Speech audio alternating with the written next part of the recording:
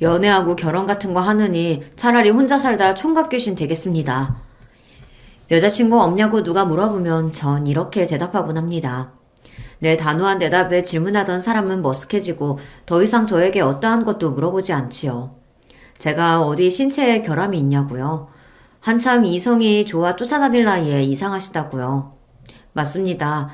저라는 사람은 애초에 결혼이라는 제도에 회의감을 품고 그렇기 때문에 여자를 만날 마음은 더욱 없는 이른바 비혼주의자였습니다. 요즘 20, 30대 젊은 층의 비혼주의자가 많이 보이죠. 과한 결혼식 비용, 높은 주거 비용 등 경제적 이유로 결혼을 포기하는 사람도 있지만 저는 여자를 경멸하고 사랑을 믿지 않는 감정적 비혼주의자라고 할 수 있겠네요. 제가 왜 이런 사람이 됐는가 생각해보면 그건 아마 제가 자라온 가정환경 탓이겠죠. 그래서 제가 들려드릴 이야기는 어쩌면 경악할 수도 있는 그런 놀랍고 슬픈 것일지도 모릅니다. 그래도 결코 평범하지 않은 제 이야기를 끝까지 놓치지 말고 들어주세요. 아직 제 직장이나 주변 사람들은 이런 저의 개인사를 하나도 모르세요. 그만큼 비밀스러운 이야기이기 때문에 저를 비롯한 사람들의 이름을 가명으로 쓰는 점 너른 양해 부탁드립니다. 그럼 이제부터 제가 살아온 이야기를 시작해 볼게요. 제가 기억할 수 있는 한 아주 어렸던 기억을 떠올려 보면 보이는 건 시골의 낡은 집, 거기서 곤충이나 잡고 놀며 매일 혼자 시간을 죽이는 무료한 시간들이었습니다. 세상에서 별로 무서워할 것 없는 제가 지금까지 죽어도 못하겠는 일은 바로 혼밥입니다. 할아버지가 일 나가시기 전에 저 먹으라고 개다리 소반에 차려놓으신 밥을 혼자 먹었던 때가 뼈에 사무치게 외롭고 싫었어요. 그래서 지금도 밥을 굶으면 굶었지 여간에서는 혼자서 잘 안 먹습니다. 혼자 먹는 밥은 저에게 외로웠던 유년기의 아픈 기억과 같으니까요. 이 집에는 할아버지와 외손자인 나 단 둘뿐. 왜 남들처럼 우리 집에는 엄마 아빠가 없는 것인지 궁금했습니다. 그런 질문에 할아버지는 이런 이야기를 들려주셨어요. 인연이? 너 어제는 누구랑 있다가 밤늦게 들어왔어? 이렇게 살 거면 결혼은 뭐하러 하고 자식은 어떻게 낳고 살았냐? 그렇게 해도 다른 남자가 내가 좋으냐? 어? 미친놈이 또 엄한 사람 잡고 앉아있네. 나도 누가 이 모양 이 꼴로 살 줄 알았겠어? 이럴 줄 알았으면 너 같은 놈한테 내 청춘 안 맡겼지. 맨날 이렇게 사람 의심하고 숨막히게 할 거면 그냥 지금이라도 갈라서. 아유, 확시 이걸 그냥 죽여 살려. 너 그걸 말이라고 해? 엄마라는 년이 이혼이 그렇게 쉽냐? 쉬워? 내가 태어나고 부모와 살았던 집은요, 맨날 부부끼리 잡아 죽일 듯이 싸워댄다며 동네에서 유명했대요. 부부싸움의 원인은 아버지 입장에서는 어머니의 불륜, 어머니 입장에서는 아버지의 을처증. 둘 중 누구 말이 맞는지는 모르겠다고 할아버지는 말씀하셨습니다. 분명한 것은 둘의 궁합은 애초에 원수였을, 결혼하지 말았어야 할 사람들이었다는 거죠. 그러더니 결국 내가 두 돌쯤 됐을 때 부모님은 이혼하고 말았어요. 어머니가 날 키우겠다며 데려왔지만 시골 외가댁으로 가서 저를 맡겼어요. 아휴, 지긋지긋한 인간. 나 그 인간이랑 헤어졌어요. 어떻게든 애 먹여 살릴 방도 찾아볼 테니까 그동안 엄마 아빠가 좀 키워주세요. 당시에 살아계신 외할머니에게 자기 자식은 던져두고 아기를 낳은 어느 신혼부부네 입주 산후 도우미를 한다며 대전으로 가버렸어요. 할아버지, 우리 엄마 아들은 어디 갔어요? 나 왜 안 보러 와요? 아휴, 불쌍한 우리 승우. 아무리 일하러 갔어도 그렇지. 가끔 집에 들러볼 순 있잖아. 명색이 지가 어민데 어린 자식 떼어놓고 어떻게 그렇게 매정하게 한 번을 안 오냐. 망할 지집에. 그 집 태어난 아기 보느라 휴가 받을 사정이 안 되나 보지. 엄마는 나중에 너 좋은 학교도 보내고 잘 키워보려고 돈 버는 거야. 기다리다 보면 언젠가 엄마가 너 데리러 올 거야. 어린 제 눈에도 할아버지의 말씀은 하나도 믿기지 않았습니다. 저보다 더 슬픈 표정으로 먼 데만 쳐다보며 깊은 한숨을 쉬셨으니까요. 왜 우리 엄마 아빠는 맨날 싸우셨던 걸까? 이혼하고도 왜 나만 혼자 남겨진 걸까? 늘 궁금했지만 그래도 언젠가 날 보러 오실 거라고, 언젠가 엄마랑 함께 살면 심심하지도 외롭지도 않을 거라고 기다렸습니다. 하지만 저는 더 외로워지고 말았어요. 외할머니가 돌아가시고 이제 정말 할아버지랑 둘만 남아버렸거든요. 할아버지가 가끔 제 끼니를 부탁하셔서 이웃 아주머니들이 한 번씩 절 보러 집에 오셨어요. 승우야, 할아버지는 반일 나가시고 집에 안 계시니? 아이고, 또 어린 거 혼자 있구나. 밥은 먹었어? 할아버지가 오늘 장에 갔다가 해질녘쯤에 오신다고 했어요. 저는요, 밥 혼자 먹기 싫어요. 그래? 그럴 줄 알고 아줌마가 고구마랑 밤 삶아왔다. 이거 먹으면서 놀고 있으면 할아버지 금방 오시겠지. 아휴, 짜는 것 같으니. 아주머니들이 주시는 광주리를 들고 꾸벅 배꼽 인사를 드리는데 뒤돌아서서 가던 아주머니들끼리 하는 얘기를 듣고 말았어요. 승우 엄마는 왜 한 번도 집에 오지를 않는데? 진짜 일하러 간 거 맞아? 아들이 보고 싶지도 않은가? 자기 몰랐어? 승우 엄마 재혼했대잖아. 뭐 정식으로 결혼식 올린 것 같지는 않고 그냥 어떤 남자랑 같이 산다지 아마. 같이 사는 남자는 딸도 있다던데 자기 자식은 늙은 부모한테 팽개치고 남의 딸만 키우고 사네. 망할 옆했네. 엄마마, 그게 사실이요? 그럼 승우 아비가 허구한 날 애먼 사람 잡은 게 아니고 승우 엄마가 진짜 남자 문제가 있었던 게 맞았구만. 아이, 그러게 말이요. 그러니까 승우 할아버지도 어디다 하소연도 못하는 거지. 자기 딸 때문에. 아무리 사내가 좋아도 그렇지. 자식은 나 몰라라 하고 제가 한 게 그게 어디 사람이여. 짐승만도 못하지. 승우 쟤만 불쌍해서 어째. 에휴. 그때 알았습니다. 내 인생이 외로워진 것은 다 날 낳은 친모 때문이구나. 모두를 배신한 엄마로 인해 우리 가족이 뿔뿔이 흩어지고 할아버지랑 나만 둘이서 이렇게 힘들게 사는구나. 그런 친모 때문에 학교에 들어가기도 전에 어린 나이에 저는 분노라는 감정부터 배웠습니다. 이 세상에 여자란 한 개도 믿을 것이 아니구나. 절대로 여자랑 결혼해서 인생 망치는 일 따위 나는 하지 않을 거야. 엄마가 설령 돌아온다고 해도 우리 엄마로 받아들여주지 않을 거야. 어린 나이부터 그런 생각이나 하니 제가 올바르게 클 수 있었겠어요. 전 학교 가서 맨날 애들이랑 쌈박질하고 선생님이 하라는 숙제나 공부는 쳐다도 안 봤어요. 소위 학교에서 흔한 결손 가정의 문제야라는 낙인이 한번 찍히니까 두려울 것도 없고 마음은 더 삐뚤어져만 갔습니다. 부모와 세상에 대한 원망으로 저는 미래가 없는 것처럼 하루하루를 살았어요. 동네에 힘이 센 형들이랑 몰려다니면서 나쁜 짓도 많이 했습니다. 나 때문에 고생하시는 할아버지에게는 미안했지만 가만히 사는 것이 괴로워서 그러고 다녀야 숨이라도 트이는 기분이었거든요. 인근 학교 애들과 패싸움으로 경찰서에 다녀온 날 할아버지는 처음으로 빗자루로 내 종아리를 치며 호통치셨습니다. 이놈아, 너 커서 뭐 되려고 이러고 사냐? 젊고 젊은 것이 너는 장래희망도 없어? 그냥 대충 살다가 죽으면 되지. 장래희망은 얼어 죽을. 부모도 버린 자식이 뭐 제대로 살기나 하겠어요? 할아버지의 말씀을 들으니 날 버리고 간 부모 생각이 더욱 나서 할아버지를 밀치고 가출해 버렸습니다. 할배도 그냥 나 버리라고. 그러면 되잖아. 이렇게 전 학생 시절 내내 할아버지 속만 썩였어요. 한없이 추락하다가 어떻게 죽어도 상관없을 것 같았던 내 암흑기에 은인이 나타나고 정신을 바짝 차릴 수 있게 되었습니다. 어떻게든 고등학교는 가라는 할아버지 성화에 실업계 고등학교를 진학해서 첫 담임으로 만난 김성규 선생님. 그분이 제 인생을 바꾸어 놓으셨죠. 말썽이나 부리는 제자에게서 뭘 보셨는지 그분은 방황하는 저를 잡아주고 내 가능성을 믿어주셨던 유일한 분이었습니다. 선생님 덕분에 무의미한 반항을 멈추고 나서는 학교 수업도 열심히 듣고 또 혼자 공부도 코피날 때까지 했습니다. 그런데 선생님은 저보고 공부하는 데 재능이 있다며 대학까지 권하시는 게 아니겠어요. 선생님, 우리 집 사정 아시잖아요. 제주제에 무슨 대학입니까?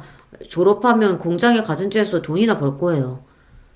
너 어제 할아버지가 학교 오셨던 거 모르지? 우리 할아버지가요? 왜? 손자 맘 잡게 해줘서 고맙다는 인사드리러 오셨어. 드릴 게 없어 죄송하다며 담배 함부로 내미시는데 내가 거절하면 어르신 실망하실까봐 이렇게 받았다. 자, 봐봐. 참, 우리 할배도. 선생님은 담배도 안 피우는걸. 그럼 아까우니까 그 담배 저라도 주세요. 이 자식이 농담은? 이렇게 우스갯소리치며 둘러댔지만 속으로는 할아버지가 얼마나 고민하며 선생님 드릴 것을 골랐을까 그런 할아버지의 심정을 알 것만 같았습니다. 그래 이 녀석아, 네가 지금 이렇게 넋놓고 있을 때가 아니란 말이다. 일단 취업할지 대학을 갈지 고민해보고 정 취업하겠다면 우리 남은 기간 동안 빡세게 해서 대한민국 제일 좋은 회사로 가보자. 할 수 있겠지? 아 당연하죠. 선생님 저 김승호예요. 한다면 하는 놈입니다. 사람답게 살아보려고 하니 지난 시간 동안 제가 잘못 산 것을 바로잡는 게 우선이겠더군요. 같이 몰려다니던 패거리들에게 이 짓거리 그만두겠다고 하자 그들은 죽음 아니면 빠져나갈 수 없다며 집단으로 날 때렸습니다. 10명이 잡아놓고 한 사람을 돌아가며 쳤으니 나를 진짜 죽이려나 보다 했어요. 흠씬 두들겨 패더니 한 학년 위에 패거리 짱 태섭이 형이 피죽이 된 내 얼굴을 대고 다시 물었습니다. 이래도 너 여기서 나갈 생각이야? 도대체 왜? 빌어먹을 엄마 때문에 손주까지 떠맡은 우리 불쌍한 할배. 이제 할배 고생 안 시키려고요.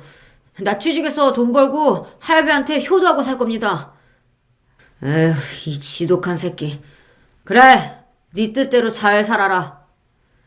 형은 치료비하라며 10만 원을 던져주고 패거리를 끌고 사라졌습니다.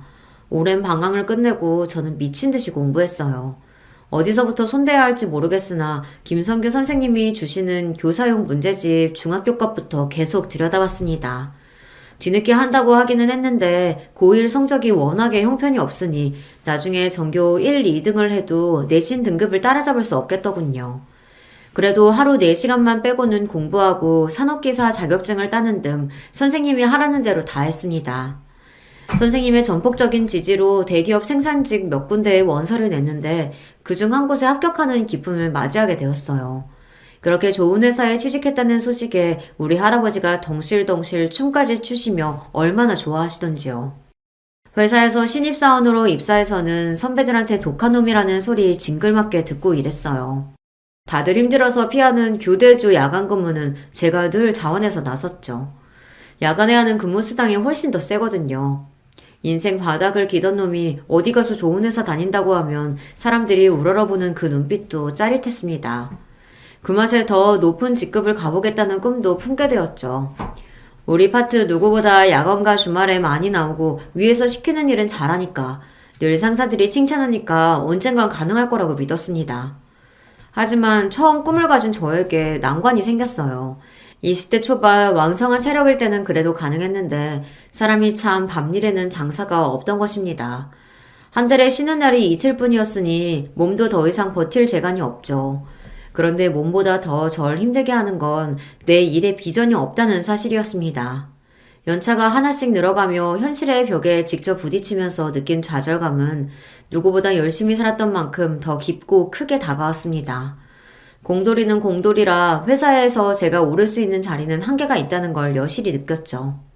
대학 졸업장이 있고 없고에 따라 세상에서 내가 올라갈 수 있도록 열어주는 길은 정해져 있더군요. 스승의 날마다 은사이신 김성규 선생님을 찾아뵙곤 했어요. 삼겹살 굽고 소주를 마시며 제 고민을 들어주시던 선생님은 한 가지 해답을 주셨습니다. 그러지 말고 너 아예 이참에 대학에 가보는 게 어떻겠냐? 예? 대학이요? 제가 벌써 24살이에요. 학교 그만둔 지 몇 년인데 지금 와서 어떻게 대학에 갈 수 있겠습니까? 실업계 고교 출신자 특별 전형이라는 제도가 대학마다 있거든. 너 회사 다닌 경력 살려서 지원해봐. 선생님이 어디 지원해볼 만한 데 있는지 찾아서 도와줄 테니. 또 한 번 선생님의 도움으로 저는 대학이라는 꿈을 꿀 수 있게 되었습니다. 입시 면접 때 내가 하던 업무에 관련해서 자신감 있게 어필해서인지 선생님이 찍어준 대학 중 한 곳에 합격할 수 있었죠. 월급 많이 주는 좋은 직장 때려치고 늦은 나이 무슨 대학이냐며 주변 모든 사람들이 절 말렸어요.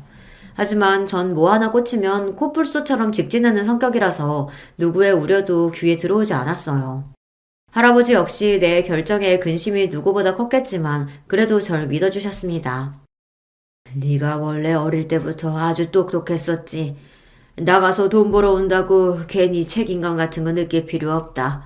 이 할아버지 아직 일할 수 있고 우리 장손이 대학 가겠다는 건 아주 잘한 결정이여. 늦은 나이에 캠퍼스에 들어서서 감개무량했지만 저는 독하게 마음을 먹었습니다. 대학에 있는 시간 동안 내가 1년에 몇 천만 원 버는 것 이상으로 뽑아먹고 나와야 한다. 모든 학점을 A로 도배해서 과 수석을 놓치지 않았고 교수님들을 끝까지 늘고 물어주면서 궁금한 건 해결해야 직성이 풀리는 저를 과에서 모르는 사람이 없을 정도였습니다. 오로지 대학 수업 듣고 도서관에서 공부하고 수업이 없을 때는 아르바이트하며 치열하게 살았어요. 저 형은 친구도 없이 맨날 혼자 다니고 무슨 낙으로 사냐는 주변 시선이 있었지만 늘 지독한 외로움 속에 자랐던 저에게 혼자 대학 캠퍼스를 누비는 것은 아무것도 아니었죠. 다만 앞에서 얘기했다시피 전 혼밥이 너무 싫어서 수업 끝나고 동기들끼리 우르르 몰려가면 저도 괜히 끼어서 같이 밥을 먹었습니다. 하지만 나이는 많지 맨날 과 수석 차지하면서 살갑게 얘기도 안 나누는 형 오빠가 그들에게 편할 리 없겠죠. 동기들은 하나 둘 핑계를 대며 나와 같이 밥 먹기를 꺼리더니 결국 딱 한 명만 남더군요. 그 아이는 나보다 4살 어린 동기 현아였습니다. 현아는 늘 웃음을 머금고 있는 밝고 활달한 여자애인데요. 친한 동기들이 날 따돌리고 가는 걸 알면서도 자기만은 나랑 같이 밥을 먹어주었습니다. 별 대화도 없이 같이 마주보고 밥 먹고 일어서서 잘가 하는 인사로 헤어지는 날이 여러 날이었어요. 애초에 인간에 대해, 특히 여자에 대해 조금도 믿지 않는 저로서는 이 현아라는 친구가 궁금해지기 시작했죠. 너 내가 불쌍한 놈 같아서 계속 같이 밥 먹어주는 거냐? 하지만 현아는 난감하다는 표정만 지을 뿐 별다른 말이 없었습니다. 솔직히 말해봐. 우리 과 애들이 날 어떻게 보는지 내가 모르는 것도 아니고 너도 나 불편하고 싫잖아. 근데 왜 나랑 밥 먹어주냐고. 나한테 뭐 원하는 거 있어? 오빠 혼자 밥 먹기 싫어하잖아요.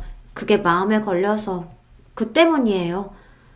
걔는 딱 봐도 곱게 자란 착하고 순수한 아이예요. 제 딴에는 솔직하게 한 대답인데 괜히 그 말에 내가 뜨끔해서 그녀를 상처 주고만 싶었습니다. 알량한 동정심이네. 온실속 화초처럼 자란 네가 나에 대해 뭘 알아? 좋은 부모 밑에서 세상 어려움 모르고 자란 사람에게 튀어나오는 일종의 열등감 같은 거였죠. 가시도 친 내 말에 상처받은 표정을 짓고 밥을 다 먹기도 전에 그 애는 식판을 가지고 일어났습니다. 인사도 없이 그렇게 나가는 현아를 보면서 속으로는 저 솔직히 불안했어요. 이제 나 같은 놈이랑 밥도 안 먹어주겠네. 나를 아예 모르는 사람처럼 무시하려나. 그런데 뜻밖에도 다음날 수업이 끝나자 현아는 어딜 가자고 저를 끌었습니다. 학교 뒤 야트막한 산 중턱 공원에 가더니 거기 테이블에 가방을 내려놓더군요. 야, 여기 나 왜 데려온 거야? 학교 식당 가서 점심이나 먹자. 가만히 좀 있어 봐봐요. 성격은 급해가지고. 자, 다 됐어요. 이제 같이 먹어요. 가방에서 뭘 주섬주섬 꺼내더니 밥과 소세지 볶음이랑 김치볶음, 김 등 반찬들을 차려놓고 나한테 같이 먹자는 겁니다. 네가 직접 싸온 이 도시락을 같이 먹자고 날 데려온 거야? 왜?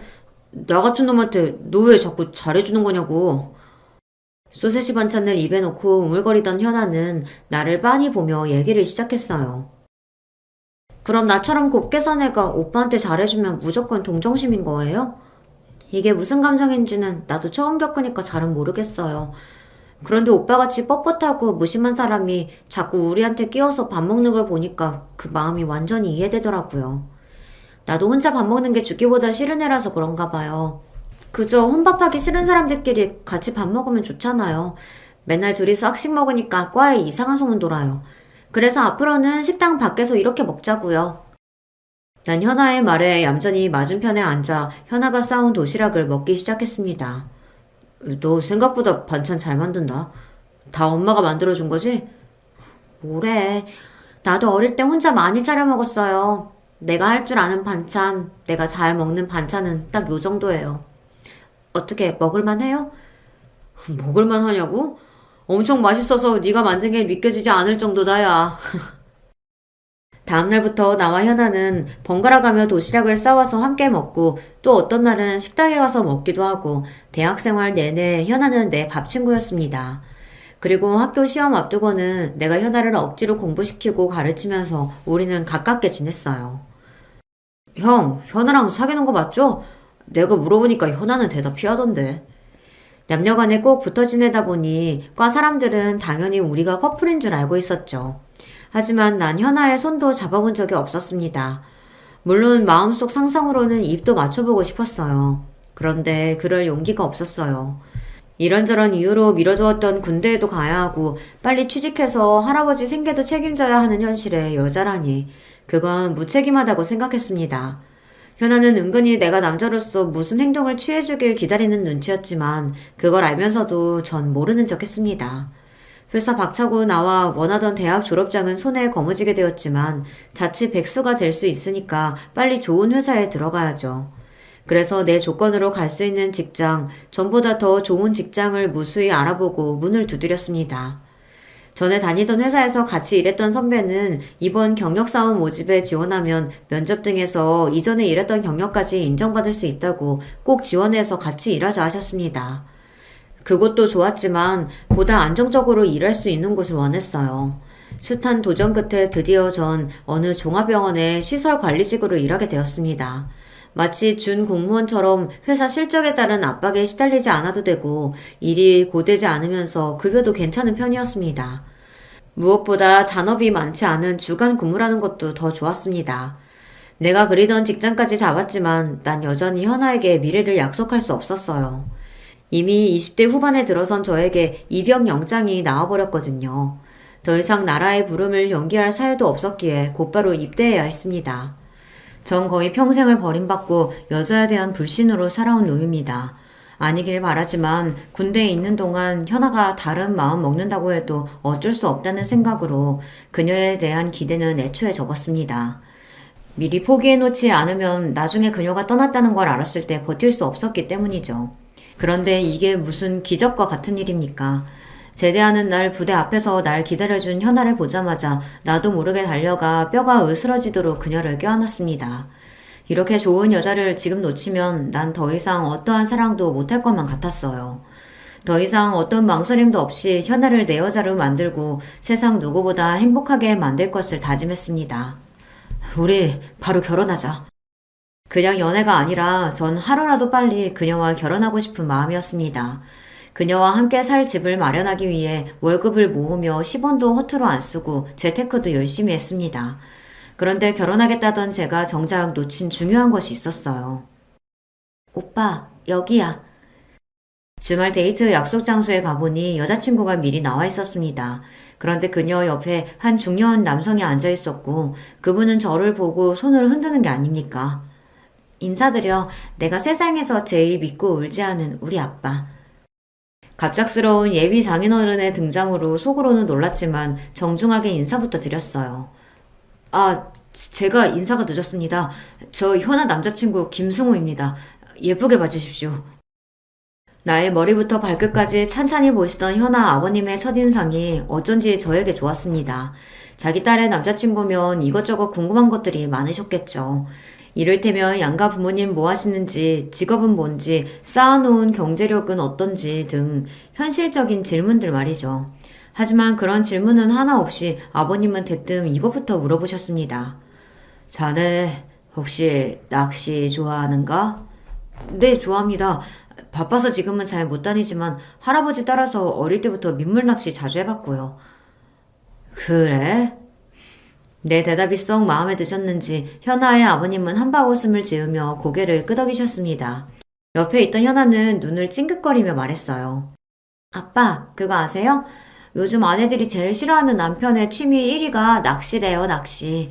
그런데 아빠에다가 결혼할 남자까지 모두 낚시를 좋아하다니 맙소사 내 팔자야. 현아의 우스갯소리에 한층 분위기는 부드러워졌고 저 역시 잔뜩 긴장했던 마음이 조금씩 풀어졌습니다.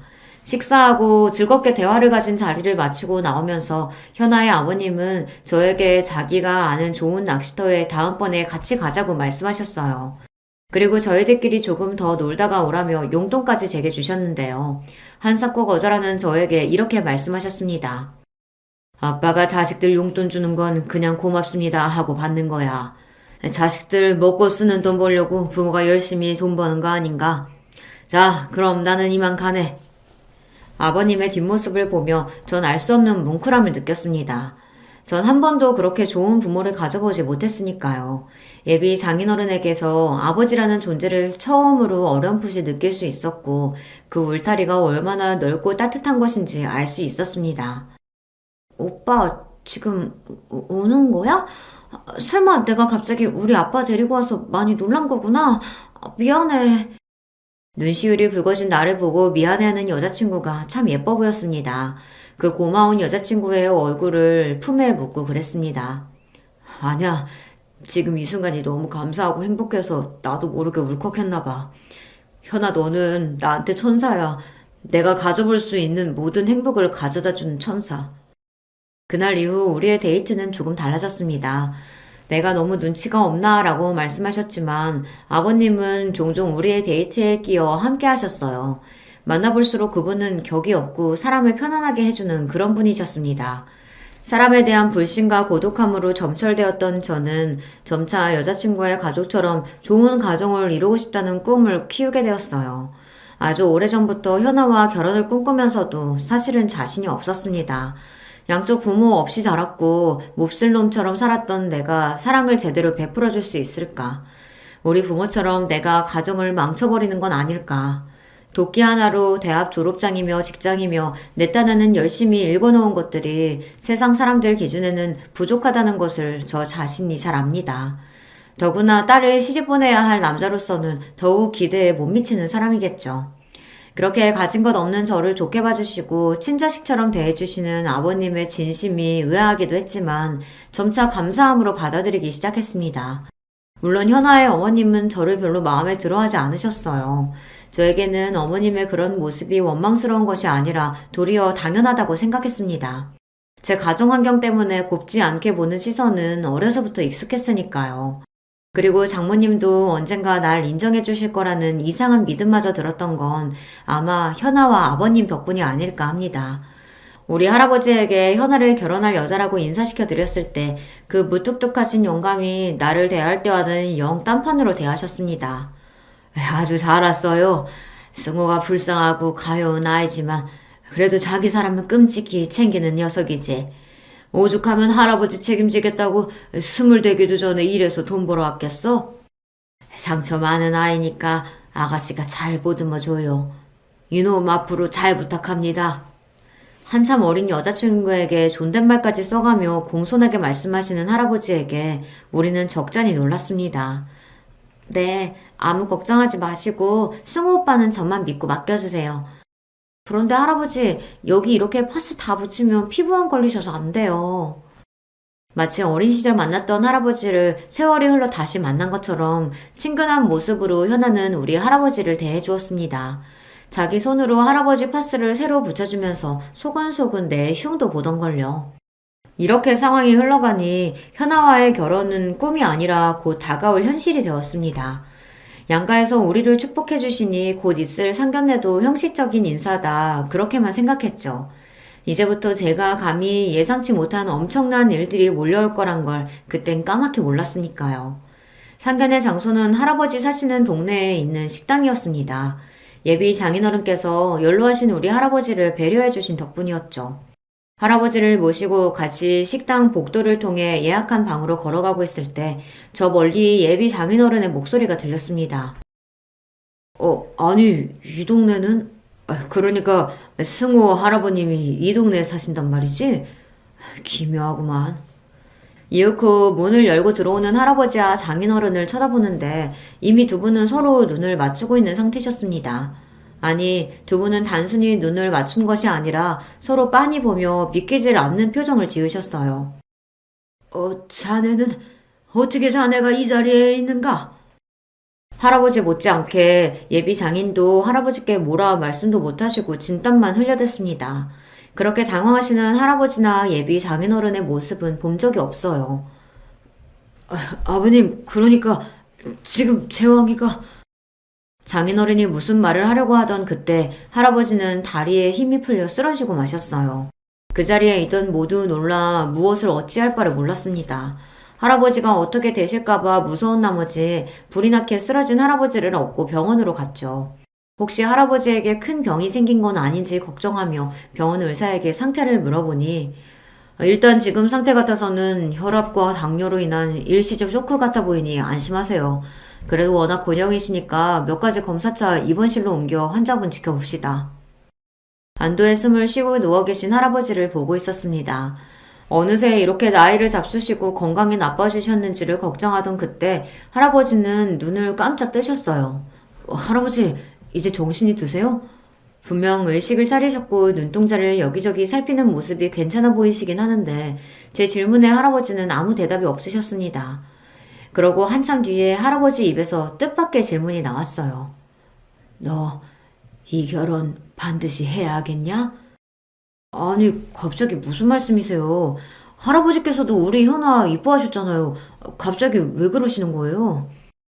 이 일을 어쩌면 좋으냐? 라며 할아버지는 가슴을 치면서 눈물만 흘리셨습니다. 할아버지 참 이상하다 싶은 그때 제 전화가 울렸습니다. 현아야, 장인어른 장모님 모시고 집에 잘 들어갔어? 미안하다. 우리 할아버지 때문에 상견례 망치고. 그런데 너는 왜 우는 거야?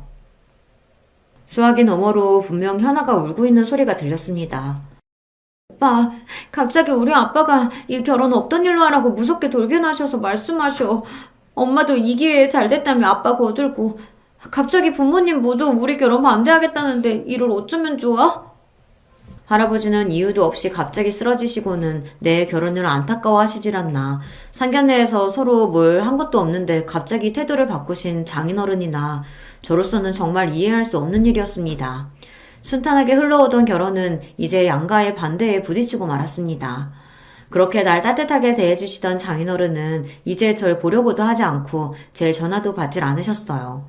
현아 부모님을 만나지도 못하니 설득하기도 어려웠는데요. 우리 할아버지까지 역시 이 결혼은 무르는 게 맞다는 말씀만 하십니다. 그 가운데 현아와 나 둘이서만 고군분투하던 어느 날 장인어른이 병원에 있는 나를 찾아오셨습니다. 여기 내 딸 왔지? 자네가 내 딸 숨겨두고 있는 거 맞는가? 네? 무슨 말씀이십니까? 할아버지 계신 병원에 현아를 숨겨두다뇨. 우리 현아가 갑자기 사라졌어. 집에 가출하겠다는 쪽지 하나 남기고 말이야. 정말로 자네가 함께 벌인 짓이 아니란 말이야? 현아가 가출이라니 나한테 아무 말도 없이 그럴 애가 아닌데 이렇게 현아를 걱정하며 어떻게 찾아야 할지 궁리하고 있는데 할아버지의 음성이 들렸습니다. 우리 승호는 가출 같은 걸 부추길 애가 아니란 말일세. 자네 나랑 둘이 얘기 좀 하지. 함께 있고 싶다는 저를 억지로 병실 밖으로 내보내고 두 분의 이야기가 시작되었어요. 당시에 저는 듣지 못했던 그 대화를 나중에 전해 듣고 여기에 적어보겠습니다. 장인어른 정말 오랜만에 뵙습니다. 긴 세월 못난 자식들 때문에 얼마나 고생이 많으셨을지. 아이들 일이 이렇게 돼서 정말 어떻게 뵐 면목이 없습니다. 그야 내가 딸년 잘못 키운 값 말년에 몰아서 치르는 게지. 사람 일이 어디 마음대로 돼간디. 근데 자네는 재혼해서 딸도 낳고 잘 살고 있었구만. 우리 승호도 어려움 많았지만 다행히 이렇게 잘 커주었다네. 그런데 사실 장인어른께 묻고 싶은 것이 있습니다. 내 아들 재왕이가 정말 저 승호가 맞다는 말씀입니까? 어쩌다 이름이 바뀐 거죠? 그렇다네. 이혼하자마자 승호 엄마가 우겨서 애 이름을 바꿨어. 자네가 지은 이름으로 살면 애 팔자마저 꼬일지도 모른다면서. 그건 그렇고 우리 불쌍한 애들은 모르게 둘이 찢어놓는 게 좋지 않겠나. 자기 부모가 꼬아버린 인연의 실타래를 애들이 알게 된다면 그 마음이 오죽하겠어. 예, 맞습니다. 모두 다 제가 부족해서 이런 사태까지 나고 말았네요. 이 넓은 세상에 이복남매인 저 둘이 만나게 될 줄 누가 알았겠습니까? 딸은 제가 잘 타일러 볼 테니 승우, 그 불쌍한 놈은 장인어른께서. 장인어른이라뇨? 왜 우리 할아버지를 장인어른이라고 부르십니까? 할아버지에게 온 간호사를 뒤따라서 저도 병실 안으로 들어온 순간 현아 아버님이 우리 할아버지를 장인어른이라고 부르는 것을 똑똑히 듣고 말았습니다. 제가 들어온 걸 알게 된 두 분은 어찌나 놀랐는지 얼굴이 사색이 되셨습니다. 하지만 이미 엎질러진 물, 장인어른은 저에게 그리고 현아에게 감추었던 진실을 모두 털어놓게 되었죠. 그러니까 장인어른이 옛날에 나를 낳고 헤어진 친부란 말씀입니까? 어떻게 이런 일이 있을 수 있어요? 어떡해요? 장인어른, 아니, 내 친부였던 남자는 이렇다 저렇다 어떤 말도 못하고 그저 눈만 감고 있을 뿐입니다. 이 기막힌 사연에 저는 이제 분노까지 치밀었습니다. 원통해요. 당신이 너무 원망스러워. 내 부모는 정말 자격 없는 자들이었어. 난 그런 부모에게서 나왔다는 이유만으로 버림받고 일생이 외로웠다고. 이제 나도 좀 행복해져 보겠다고 어렵게 만난 여자가 하필 내 이복 동생? 미친 새끼. 나 같은 게 뭘 어떻게 남들처럼 살아보겠다고 기대를 하고. 차마 믿을 수 없는 진실에 내 정신이 나가버릴 것 같아 즉시 병원 밖으로 달려나갔어요. 이대로 콱 죽어버릴까도 싶고 누구를 어떻게 패버릴까도 싶은 심정이었습니다. 밀쳐 날뛰는 짐승처럼 거리를 쏘다니며 내 안의 분노를 잠재우고 있었어요. 그때 전화가 왔습니다. 이 불행의 희생양이 될 현아의 전화였어요. 현아야, 너 지금 어디니? 너 집에서 가출했다며? 왜 그랬어, 왜? 우리 아빠가 거기까지 갔구나. 미안해. 오빠한테도 미리 말 못할 만큼 상황이 급박했거든. 충동적으로 저지른 가출이지만 그래도 난 여전히 우리 아빠를 이해할 수가 없어. 설득 안 되는 이유로 오빠를 그만 만나라고 하는데 내가 어떻게 하겠어. 그냥 확 나와버렸지. 그래도 여자 혼자 어딜 가겠다는 거야. 안 돼. 위험해. 현아야, 그러니까 어서 집에 돌아가. 어쩌면 우리 이제 끝내야 하니까 말이야. 겨우겨우 참고 있던 눈물은 댐처럼 흘러나와 결국 현아도 무언가 잘못되었다는 걸 눈치채고 말았습니다. 그게 무슨 소리야. 우리가 왜 끝내. 오빠, 우리 아빠한테 무슨 얘기 듣고 그러는지 모르겠지만 오빠 지금 울어? 바보야. 우리 만나서 얘기해. 아니, 아니라고. 내가 말했잖아, 이 기집애야. 우리 만날 수 없는 인연이라고. 끝내야 한단 말이야. 그녀와의 전화를 일방적으로 끊고 전화기를 내동댕이 쳤습니다. 저는 더욱 미칠 것만 같았습니다. 목소리만 들어도 이렇게 좋은데 그 아이를 너무 사랑하는 걸 아는데 어떻게 헤어집니까? 내 부모는 유년 시절로도 모자라 내 평생의 사랑까지 엉망으로 만들었습니다. 망할 내 팔자. 전 바로 회사에 장기 휴가를 내고 낚시 가방만 들고서 그냥 떠났습니다. 고장난 핸드폰으로 내가 아는 모든 사람과 연락이 두절된 채 그대로 인연을 끊겠다는 마음으로 숨어들었다고 봐야죠. 이 낚시터 저 낚시터 떠돌고 다니다가 가끔 공중전화로 할아버지한테 전화로 안부 정도만 확인하고 살았어요. 정처 없이 떠돌이 생활하던 어느 날 불현듯 경기도 안성의 한 낚시터가 생각나서 그곳에 왔습니다. 고요한 저수지 수면에 낚싯대를 들이우고 앉아 있었어요. 인적도 드문 넓은 저수지에서 나를 아는 이가 있을 리 없는데 저 멀리 어떤 남성이 내 이름을 부르는 듯한 소리가 나는 겁니다. 다른 일행과 착각하는 건가 싶어 그 사람을 보내려고 했어요. 여기 낚시하는 사람 있어요. 저쪽이나 찾아가 보세요. 저벅저벅 쓱 저벅저벅 쓱 갈대밭을 헤치고 이윽고 내 앞에 선 사람은 바로 내 장인어른, 아니 내 친부였습니다. 역시 자네는 여기에 있군. 내가 어떻게 알고 자네 찾으러 이 낚시터 온 줄 아나? 여기까지 무슨 일이세요? 모르겠습니다. 27년이나 됐으려나. 네 엄마한테 이혼당하고 아들까지 뺏기고 나서 여기로 왔었어. 옛날 네 엄마랑 낚시 데이트하러 온 곳이기도 한데 죽을 장소를 생각하니까 왠지 여기부터 생각나더군. 그리고 저번에 밤낚시 좋은 데 없냐고 네가 묻길래 널 여기에 한번 데려왔었지. 피는 못 속인다더라. 딸이 결혼하겠다고 누굴 데려온다기에 난 그 도둑놈한테 엎어놓고 도망가게 해야지 싶었어. 그런데 널 보자마자 괜히 애틋하고 정이 가고 그랬다. 조건도 안 좋은 녀석인데 왜 마음부터 그렇게 끌리던지. 너도 참 인생이 어째 그렇게 꼬였냐. 잘 살아보지 않고선. 지금도 현아가 많이 보고 싶어? 어찌 마음 정리는 다 됐냐? 당신 진짜 무책임한 인간이네요. 자식이었던 나한테 미안하지도 않습니까? 이제 둘째 부인하고 낳은 딸만 걱정되는 모양이군요. 네, 걱정 마십시오. 나도 이복 동생이랑 어떻게 해보려고 하는 파렴치한은 아니니까 말이에요. 내가 하려는 얘기는 그 얘기가 아니야. 둘이 헤어지라고 자네를 찾아온 게 아니란 말일세. 현아 쓰러져서 응급실에 가 있던 거 자네 모르지? 전 깜짝 놀랐습니다. 건강하던 그 아이가 갑자기 왜... 설마... 우리가 걱정했던 대로 그 아이는 이 출생의 비밀을 어떻게 알아내고 말았네. 그런데 이럴 때 자네가 연락 두절인 상태고 아마 그 아이 죽을 만큼 힘들었을 거야. 그래서 수면제를 30알이나 먹고 그만. 친부는 어깨를 들썩이며 눈물을 참았습니다.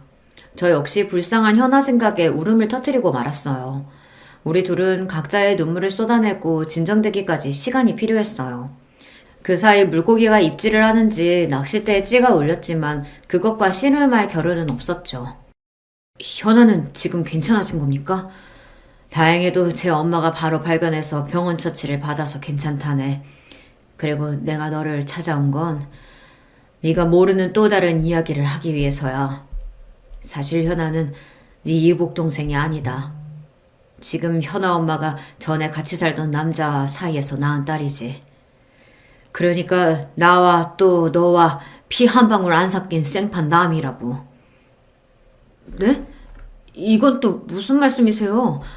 그럼 처음부터 나와 현아가 이복 동생이 아니었는데 우리 사이를 반대하신 겁니까? 왜요? 이날까지 내 딸은 내가 자기 친부인 줄 알고 있었으니까 나도 그 비밀을 죽을 때까지 묻으려고 했고. 그런데 어쩌겠나. 자식이 이렇게 죽을 만큼 힘들다는데 그냥 내버려둘 수는 없지 않은가. 현아에게는 이미 이 사실을 털어놓았네. 그런데 자기가 친딸이 아니라는 충격보다 너와 만날 수 있어서 차라리 다행이라고 하더라. 너희들 서로가 없으면 안 되는 사이잖아. 그러니까 이 못난 아비 때문에 더 이상 생이별 걷지 말고. 정확히 무엇이 사실이고 무엇이 거짓인지 혼란스러워 잠시 멍하니 있었습니다. 장인어른은 내 팔을 세게 잡고 흔들며 그랬어요. 이 얼빵한 자식아, 여기서 뭐하고 있는 거야? 어서 너 기다리고 있는 네 여자한테 달려가란 말이다. 그때부터 머리와 몸이 따로 노는 이상한 상태로 현아가 있는 병원까지 차를 몰았습니다. 병원에 들어서서 침상에 누워있는 현아를 보자 울컥하고 미안한 마음이 들어 가까이 가지는 못하고 주저앉아 눈물을 흘렸습니다. 저기 아저씨 찾는 분이 누구세요? 승우 오빠. 열흘이 넘도록 씻지도 못하고 다닌 탓에 아마 처음 그녀의 눈에 전 노숙자처럼 보였을 거예요. 하지만 그녀는 곧 절 알아보고 우리는 뜨거운 눈물의 재회를 했습니다. 수많은 우여곡절이 있었지만 그럼에도 우리는 헤어질 수 없는 굳은 사이라는 것을 서로를 통해 확인했습니다. 할아버지, 무슨 일이 있더라도 저 현아랑 결혼할 거예요. 그러니까 더 이상 반대하지 마시고 도와주세요. 그래, 나도 네 사돈한테 얘기 들었다. 하늘이 널 아주 버린 게 아니구나 했어. 참말로 다행이다.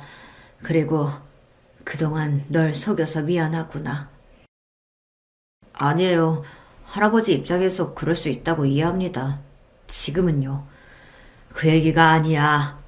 네 엄마 말이다.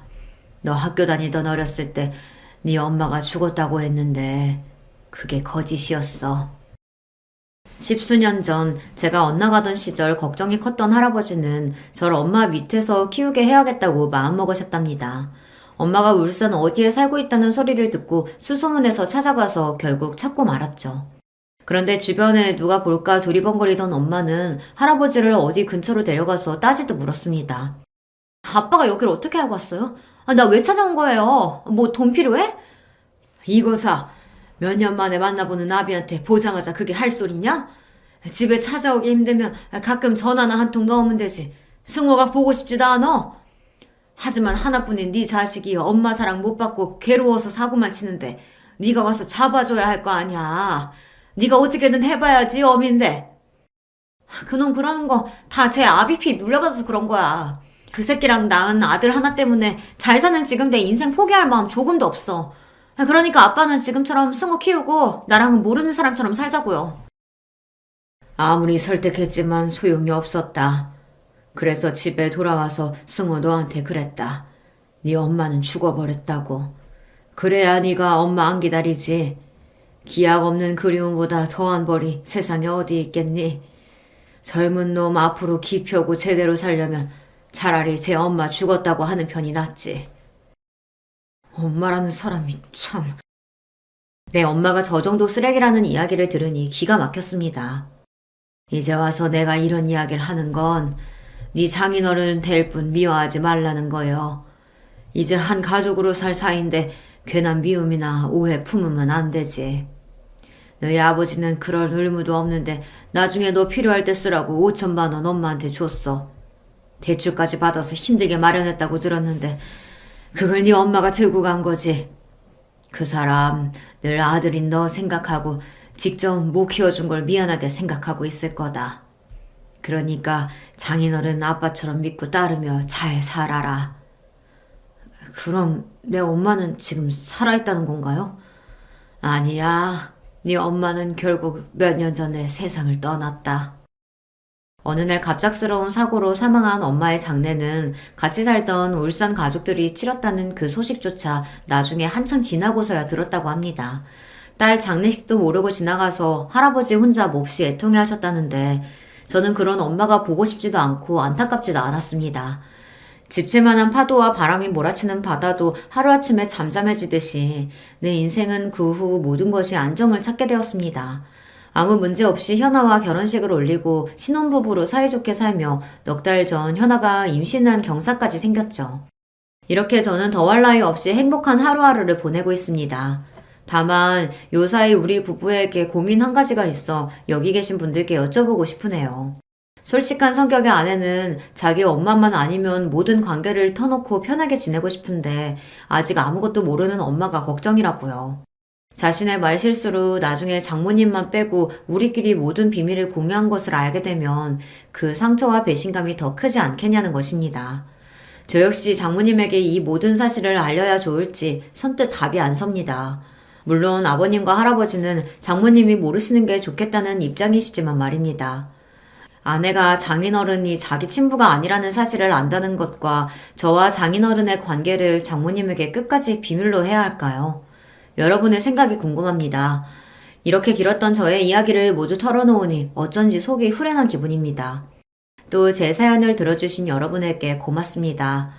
저는 지금처럼 아내랑 새로 태어날 아이와 함께 행복한 가정을 위해 열심히 살아보겠습니다. 그럼 함께 해주신 구독자 여러분, 안녕히 계세요. 안녕하세요. 저는 30대 여성입니다. 제가 겪었던 일 중 가장 황당했던 일을 한번 이야기 나눠보고 싶어서 사연을 보내봅니다. 저는 지금 싱글로 회사에 다니고 있습니다. 엄청난 대기업에 다닌다거나 그렇지는 않고요. 자그마한 중소회사에 다니고 있죠.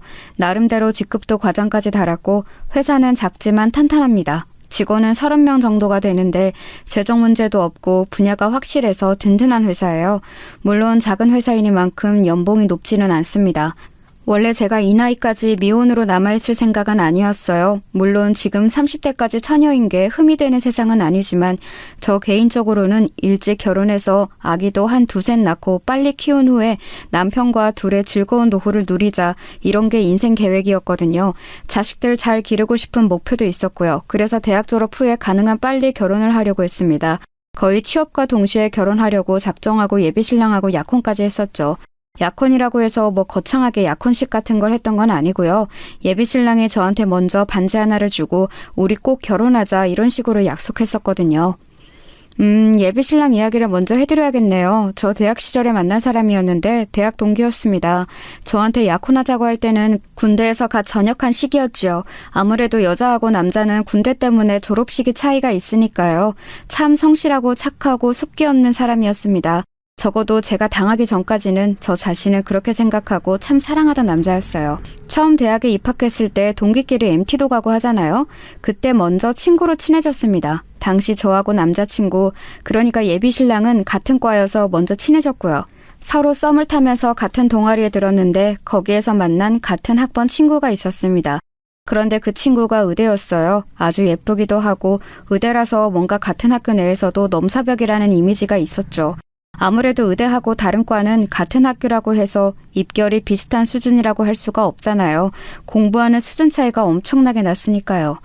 그래서 셋이 같이 다니면서 친해졌는데 남자친구는 항상 제 친구가 너무 부담스럽다고 제 옆에 숨투시해서 다녔어요. 제 친구는 의대에 다니는 것도 그렇고 얼굴도 수수하니 예쁘장한 편이었거든요. 집안은 뭐 그렇게 잘 사는 편은 아니라는데 그래서 좀 힘들어하기는 했어요.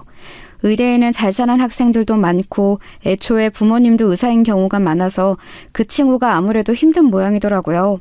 그래서 동아리 나와서 타과생들과 어울리면서 위로를 좀 받는 것 같았어요. 저는 그 친구가 안쓰러워서 잘해주려고 노력을 참 많이 했었죠. 의대라서 공부량은 타과 대비 넘사벽이었고 집안은 따라주지 않아서 학비를 벌기 위해 알바도 따로 해야 했고 그 친구도 참 많이 고생을 하고 있었거든요.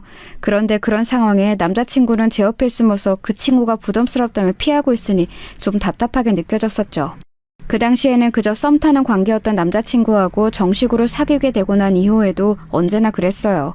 처음보다는 좀 나아지기는 했지만 의대 친구는 저희랑 있는 걸 무척 좋아했는데 남자친구는 어색하고 대면대면해서 싫다고 자꾸만 자리를 피했죠. 의대 친구는 눈치가 빨라서 미리 다 알더라고요. 그래도 제가 너무 어색해하지 말라고 나랑 놀면 되지 않냐고 의대 친구를 달래서 같이 지냈거든요. 어차피 셋이 같은 동아리이기도 했고 그 동아리에 같은 학번이 저희밖에 없기도 했으니까요. 그리고 남편이 남들보다 조금 늦은 시기에 군대에 갔고 저는 의대 친구하고 더 붙어 다니면서 많이 친해졌어요. 원래도 친했지만 그 시기에는 진짜 베프처럼 지냈었죠. 그 친구는 그래도 의과대에도 친구가 많이 생긴 것 같았지만 제가 더 편하고 좋다면서 저하고 거의 다녔어요. 솔직히 저는 좋으면서도 싫은 면이 있긴 했었어요. 그 친구가 소박하고 얌전하게 생겼는데 그런데도 되게 예쁘장한 느낌이 있었거든요. 저도 나름 예쁘게 생겼다고 생각했지만 의대 갈 만큼 공부도 잘하는 얘가 그렇게 예쁘니까 솔직히 그 친구는 기다리면 의사 될 거고 100% 지내면 절대 나쁠 일도 없는 거라 좋긴 했는데 너무 스펙이 좋아서 곁에 같이 다니는 제가 좀 주눅들 때가 많았어요. 겉으로 보면 비슷비슷하게 예쁜데 까놓고 보면 의대하고 문과대였으니 그리고 그 친구도 그걸 알아서 좀 무줄될 때가 있기도 했었죠. 사실 의대 애들이 건방진 경우 엄청 많거든요. 다른 과 학생들은 같은 학교로도 안 치는 경우가 많았고 진짜 동무는 자기네 과만 진짜라고 생각하는 애들도 많았고요. 그 친구는 그 정도는 아니었는데 같이 다니다 보면 저하고 같은 수준으로는 전혀 생각하지 않는 그런 느낌이 참 많이 들기도 했어요. 그럴 때면 상당히 속상하기도 하고 애랑 같이 계속 친구를 해야 하나 싶기도 했지만 뭐 친구 사이라는 게 속상한 일 하나도 없이 유지되는 건 아니잖아요. 그래서 그냥 제 쪽이 조금 손해본다 생각하고 지내기로 했었죠. 그리고 남친이 전역하고 돌아왔어요. 그때 제가 졸업반이었고 졸업식 직후에 남친이 반지를 주면서 자기 대학 졸업하고 나면 바로 결혼하자고 하더라고요. 일종의 약혼이었죠. 저도 이 남자친구하고 결혼하고 싶다고 늘 생각해왔기 때문에 기쁘게 받아들였어요. 제가 졸업하면서 바로 칼취업을 했기 때문에 남자친구는 제가 다른 남자를 사귈까봐 불안했다고 하더라고요. 조금 더 능력 있고 잘난 남자들이 주변에 있을 게 뻔하니까요. 뭐 그렇게 큰 대기업도 아니고 중소기업에 취직했는데도 좀 불안해하더라고요. 그래서 제가 저를 믿어라, 난 너를 떠나지 않는다 하면서 안심시켜줬어요. 그러고 나서 2년 뒤 남자친구가 졸업했죠. 그 사이에 먼저 돈을 벌고 있던 제가 남자친구한테 용돈도 보조해주고 교재 사는 비용도 보태주고 그랬어요. 데이트 비용도 당연히 제가 다 냈고요. 이건 당연하다고 생각했고 지금도 불만은 없어요. 일단 제가 돈 버는 직장인이었고 남자친구는 학생이었으니까요. 남자친구도 처음에는 좀 부끄러워하다가 제가 그러지 말라고 나중에 네가 돈 잘 벌 건데 그때 날 책임져주면 되지 않냐고 했더니 알겠다면서 당당해지더군요. 남자친구는 그래도 학점 관리와 스펙 관리를 열심히 해서인지 바로 취업이 되었어요. 게다가 대기업에 취업해서 연봉도 상당히 높더라고요. 초봉이 2년 차인 저보다 훨씬 높아서 너무 부럽기도 했고 동시에 결혼하면 우리가 어차피 같은 경제 공동체일 거니까 좋기도 했어요. 요즘 뭐 부부들이 반반 생활비 한다지만 그래도 어쨌든 돈 같이 모아서 집도 사고 하잖아요. 남편이 돈 잘 버는 게 절대 나쁠 리가 없었죠. 저는 남자친구가 이미 반지도 줬겠다. 당연히 취업하자마자 결혼하게 될 줄 알았어요. 그런데 취업 축하 겸 같이 신나게 놀기도 하면서 시간이 조금씩 흐르는데도 결혼 이야기를 조금 더 꺼내지 않더라고요. 그래서 제가 그 친구 취업하고 나서 6개월쯤 지났을 때 조심스럽게 이야기를 꺼내보았었죠. 자기, 우리 이제 결혼 준비해야 하지 않을까? 결혼? 나 아직 준비가 안 되었는데. 준비가 뭐가 필요해? 취업 막 해서 모은 돈도 없고 지금 직장 적응하는 것만도 힘들어. 알잖아. 남자친구는 귀찮다는 듯이 말했어요. 저는 그 내용은 그럴 법하다고 생각했지만 남자친구가 말하던 그 귀찮은 듯한 태도가 너무 충격이었죠. 여태까지 남친이 그런 식으로 저한테 말한 적이 없었거든요. 워낙 순하고 착한 사람이었기 때문에요. 저는 그날 그냥 알았다고 하자 그날 밤 소가리를 좀 했었죠. 혹시 대기업에 취업해서 마음이 바뀐 건가? 그동안 뒷바라지 해왔던 나는 별로가 된 건가 싶었어요. 대기업에 들어갔으니 거기는 얼마나 예쁘고 상냥한 여직원이 많겠나 싶기도 했고요. 그날 밤 계속 잠도 못 자고 있다가 속상한 마음에 베프였던 의대 친구한테 전화를 했어요. 의대는 6년 과장이라 당시 친구는 졸업 관련으로 정말 정신없이 바쁠 때였죠. 하지만 그런데도 그 친구는 저한테 전화를 받아서 제 징징거림을 모두 들어줬어요. 친구는 침착하라고 남친이 지금 직장 처음 들어가서 너무 힘들어서 그런 걸 거라고 충고를 해주었죠.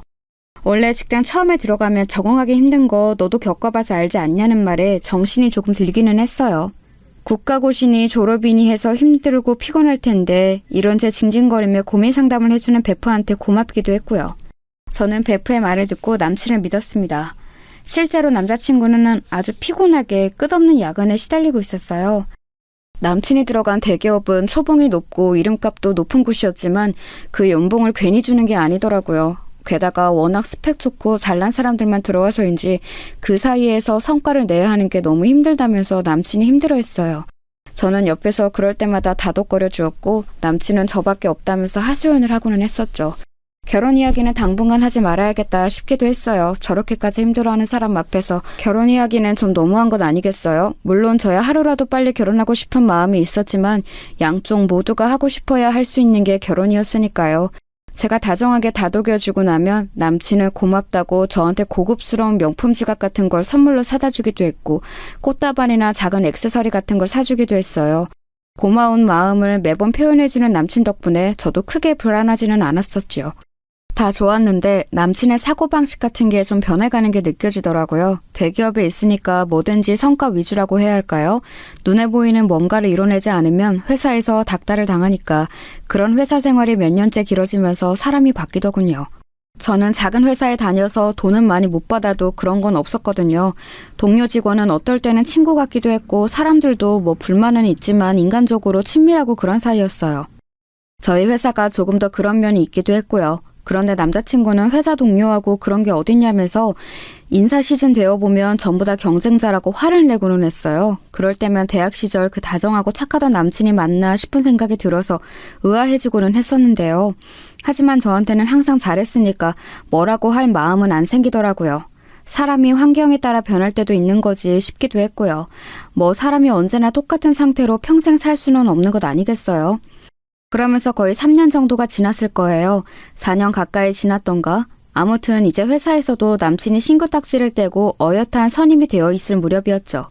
이제는 정말로 결혼해야 하는 게 아닐까 하는 시기였어요. 제가 30 직전인 나이라서 더 늦어지면 아이를 낳을 때 고생할 것 같기도 했고 무엇보다 결혼을 30 넘어서 하고 싶지는 않았거든요. 웨딩드레스 입은 신부가 20대인 것과 30대인 건 분명히 다르다고 생각해서요. 그래서 제 생일날 저는 케이크와 꽃다발, 선물을 준비해서 남자친구와 같이 앉아있다가 미리 준비해두었던 반지를 꺼냈어요. 남자친구가 청혼하지 않는다면 내가 하지 뭐 라는 단순한 발상이었죠. 어차피 약혼할 때는 남친이 반지를 줬으니까요. 제가 반지를 꺼내서 내미니까 남자친구가 무척 놀라더라고요. 뭐 놀랐을 것 같기는 해요. 아무리 그래도 여자 쪽이 먼저 반지 맞춰서 청혼하는 경우는 많이 없으니까요. 웨딩밴드를 미리 맞춰서 제작했다. 우리 커플링도 대학 때 맞춘 거밖에 없지 않느냐 설명하고서 저와 결혼해달라고 익살스럽게 고백했죠. 남자친구는 좀 망설이는 얼굴이었지만 알겠다고 하고서 반지를 받아 끼웠어요. 이제 나는 예비 신부, 남친은 예비 신랑이 되었다는 사실에 저는 너무 좋아서 기뻐 죽을 것 같았죠. 아주 어릴 때부터 하고 싶었던 결혼을 드디어 사랑하는 사람과 이루게 되었다는 것이 좋았거든요. 하지만 묘하게 결혼을 약속하고서 준비를 하기 위해 제가 동분서주하기 시작한 그때부터 예비 신랑이 심드렁해지더군요. 원래는 저한테 작은 선물도 많이 해주고 자주 불러내서 같이 밥 먹고 데이트하는 일이 무척 많았었거든요. 그런데 그때를 기점으로 제가 귀찮다는 듯이 굴기 시작했어요. 결혼 준비하러 이런 걸 보러 가야 한다, 이걸 골라야 한다, 이거 예약하려고 알아봐야 한다 이야기를 해도 예비 신랑은 듣는 둥 마는 둥 제가 뭐라고 하거나 말거나 가만히 있더라고요. 도리어 제가 내린 결정에 태클을 걸거나 비웃어서 사람 열받게 하고 결국은 싸움으로 데이트가 끝나는 일이 너무 잦아졌어요. 그러던 끝에 불과 한 달도 지나지 않아서 제가 폭발했었죠. 대체 뭐가 문제냐고, 나랑 결혼을 하긴 할 거냐고 소리를 질렀어요. 저는 너무 당연하게도 제가 이렇게 말하면 예비 신랑이 미안하다고 할 줄 알았죠. 어차피 결혼할 사람인데 당연히 사이가 좋게 유지되는 걸 바라지 않겠어요? 하지만 예비 신랑의 반응은 제 예상과 완전히 달랐었죠. 말 안 하려고 했는데 진짜 해야겠다. 너 진짜 나하고 결혼하고 싶어? 당연한 거 아니야? 무슨 말이 하고 싶은 거야? 너도 나하고 결혼한다 했잖아. 야, 솔직히 너랑 나랑 스펙이 맞는다고 생각하냐? 난 대기업에서도 지금 인정받고 있고, 넌... 나? 내가 뭐? 나한테 문제가 있다는 거야? 솔직히 조그만 회사에서 뭐 비전도 없고 언제 잘릴지도 모르고 내가 너하고 결혼해야 할 이유가 뭐가 있어? 솔직히 말하면 그러잖아. 예비 신랑은 당연하다는 듯이 그렇게 말했고 저는 너무 충격을 받았어요. 그 작은 회사에서 월급 받아 졸업 전까지 이것저것 스펙 쌓으라고 돈 보태줬던 게 저인데 이제 대기업 취직해서 자리 잡고 나니까 저런 소리를 하더군요. 더 충격은 그 다음이었어요. 나 여자도 능력 봐. 그리고 네 친구 미선이 걔하고 사귀고 있어 지금. 뭐라고? 의대 미선이? 내 베프? 그래, 이제 레디전트잖아. 능력 있는 네 친구가 너보다 100배 낫지. 예비 신랑은 그렇게 말하면서 웃더군요. 저는 귀를 의심했어요.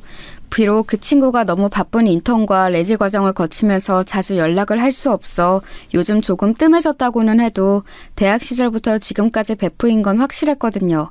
대학 시절에 남친은 도리어 그 친구가 부담스럽다면서 자리를 피했었는데 지금 와서 사귄다고 하니까 믿을 도리가 없었어요. 제가 믿지 못하겠다면서 소리를 지르고 그 자리에서 친구한테 전화를 했는데 전화를 받은 친구는 말없이 있다가 그래, 나 네 예비 신랑이랑 사귀고 있어 라고 말하고서는 끊어버리더라고요.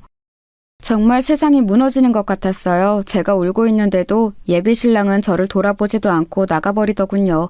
순식간에 베프와 예비 신랑을 모두 잃게 된 처지에 정신이 나갈 것 같았어요. 아예 상상도 하지 못했던 순간이었거든요.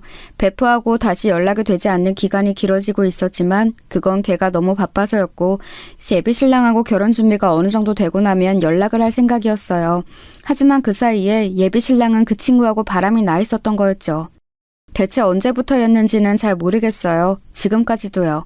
의대 친구는 이미 학부 시절부터 너무 바빴고 남자친구가 가끔 있기는 했지만 시간이 없어서 연애를 못한다고 할 정도였거든요. 게다가 그 남친들도 전부 의대생이거나 아주 잘 사는 집 아들들이라서 뭔가 스펙을 중시한다는 느낌이었고요. 제 예비 신랑은 물론 대기업에 다니기는 했지만 사실 의사하고 붙이면 균형이 맞지는 않는 수준이잖아요. 베프가 항상 그랬거든요.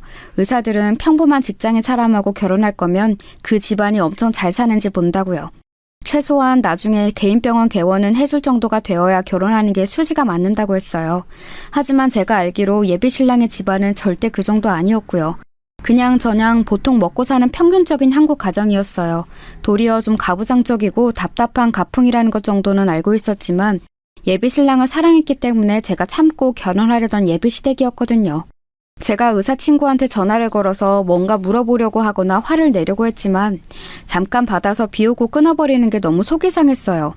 차단도 안 하고 계속 받기는 받는데 도리어 그게 저를 우습게 보는 것 같아서 너무 싫었어요. 나중에는 네가 이런 식으로 구질거리니까 네 예비 신랑이 나랑 바람난 거야 이런 식으로 말을 하더라고요.